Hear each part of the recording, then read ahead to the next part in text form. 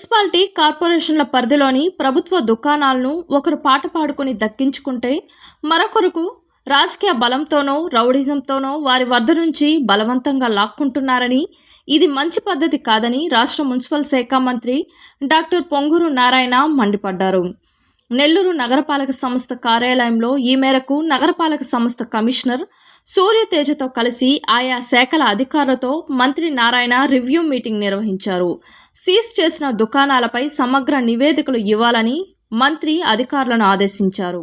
మున్సిపాలిటీలో మున్సిపల్ అధికారులు, municipal corporations కావచ్చు, మున్సిపాలిటీస్ కావచ్చు, నగర పంచాయతీలు కావచ్చు, వీటిల్లో వాళ్ళ యొక్క ప్రాపర్టీస్లో బిల్డింగ్స్ కట్టి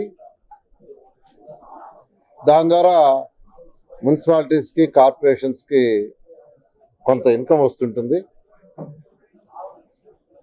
అలా నెల్లూరు మున్సిపాలిటీలో తీసుకుంటే 223 షాపులు యాక్చువల్గా రెంట్కి ఇచ్చున్నారు. అయితే షాపులు పాడుకునేది ఒకరు, రన్ చేసుకునేది ఒకరు జరుగుతుంది.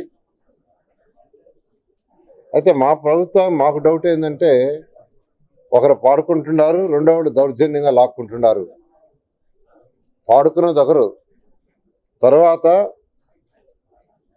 రాజకీయ బలంతో కావచ్చు, రౌడీ బలంతో కావచ్చు మరొకరు లాక్కుంటున్నారని కంప్లైంట్ వచ్చినాయి.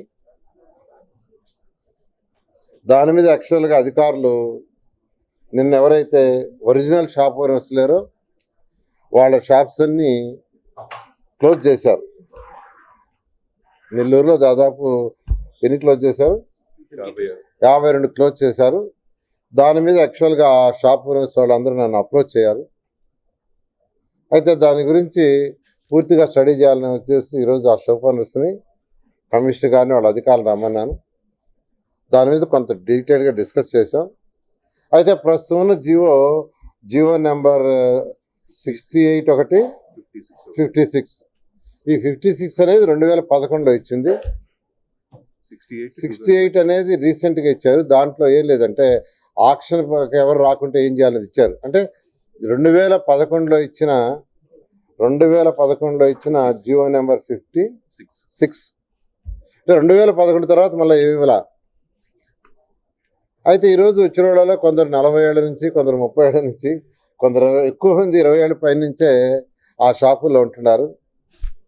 అయితే 20 ఏళ్ళ పై నుంచి ఉన్న వాడిని నువ్వు బినామీరా వెళ్ళిపోరు అని అంటాం న్యాయం కాదు. 15 ఏళ్ళు 30 ఏళ్ళ నుంచి అది న్యాయం కాదు. అది వాళ్ళు 20 ఏళ్ళ నుంచి అక్కడ వ్యాపారం చేసుకుంటూ జీవనం వృత్తి చేసుకుంటుంటే వాడిని నువ్వు గెట్అవుట్ అంటే తప్పు కాదు.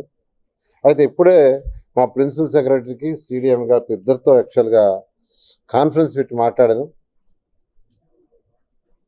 వీళ్ళకి న్యాయం చేయాలంటే వాళ్ళ పేరుతో నువ్వు ఇచ్చేయాలా. అయితే చట్టంలో ఈరోజు ఉన్న దాంట్లో అది లేదు. అందుకని మా మున్సిపల్ సెక్రటరీ గారికి, తర్వాత సిడిఎంఏ గారికి ఇద్దరికి యాక్చువల్గా ఈరోజు ఇన్స్ట్రక్షన్ ఇచ్చాను. ఇమీడియట్గా దీని మీద డీటెయిల్గా పరిశీలి చేయండి. మన రాష్ట్రంలో ఉన్న 123 మున్సిపాలిటీస్లో, కార్పొరేషన్స్ కావచ్చు, మున్సిపాలిటీస్ కావచ్చు, నగర పంచాయతీ కావచ్చు, వాటన్నిటిలో షాపులలో ఎవరి పేరుతో షాపులు ఆక్షన్ పాడుకున్నారు, ఎవరు ఉంటున్నారు, ఎన్ని సంవత్సరాల నుంచి ఉంటున్నారు, దీని మీద డేటా మొత్తం వచ్చే నెల 15వ తేదీ లోపల కలెక్ట్ చేయమన్నాను. కలెక్ట్ చేసి దాని మీద మళ్ళీ డిస్కస్ చేసి మళ్ళీ లోకల్గా ఉన్న ఎమ్మెల్యేలతోనూ, కార్పొరేషన్స్ లేదా మున్సిపాలిటీస్ లేదా నగర పంచాయతీల యొక్క చైర్మన్లతోనూ డిస్కస్ చేసి దీని మీద ఒక డెసిషన్ తీసుకొని ఇటువంటి వాళ్ళకి ఎవరికి ఇబ్బంది లేకుండా, అంటే 30 ఏళ్ళ నుంచి వ్యాపారం చేసుకుంటున్నాడు, 30 ఏళ్ళ నుంచి మున్సిపాలిటీకి కడుతున్నాడు, అతను ఈరోజు గెట్అవుట్ అంటే కరెక్ట్ కాదు అనే ఉద్దేశంతో కమిషనర్ గారికి, సెక్రటరీ గారికి చెప్పాను. వాళ్ళు 15 రోజుల్లో డేటా కలెక్ట్ చేస్తారు. ఈ నెలాఖరు లోపల ఒక డెసిషన్, అంటే ప్రజలకి, ఆ వ్యాపారం చేసుకునే వాళ్ళకి, జెన్యూన్గా వ్యాపారం చేసుకునే వాళ్ళకి న్యాయం చేయాలనే ఉద్దేశంతో యాక్చువల్గా ఈరోజు డిస్కస్ చేయడం జరిగింది.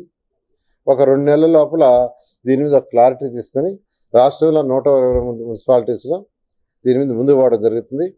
అందుకనే మా సెక్రటరీ గారికి, కమిషనర్ గారికి కూడా, డైరెక్టర్ గారికి కూడా చెప్పాను, ఇతర రాష్ట్రాల్లో ఎలా పాలసీలు ఉన్నాయి, ఇతర రాష్ట్రాలు వాళ్ళ జీవోలు ఏంది, అవన్నీ తెప్పించి స్టడీ చేయమన్నాను. అది కూడా నెక్స్ట్ మంత్ ఎండింగ్ లోపల స్టడీ చేసి ఒక కన్క్లూషన్ తీసుకొని అందరికీ న్యాయం చేయటం జరుగుతుంది.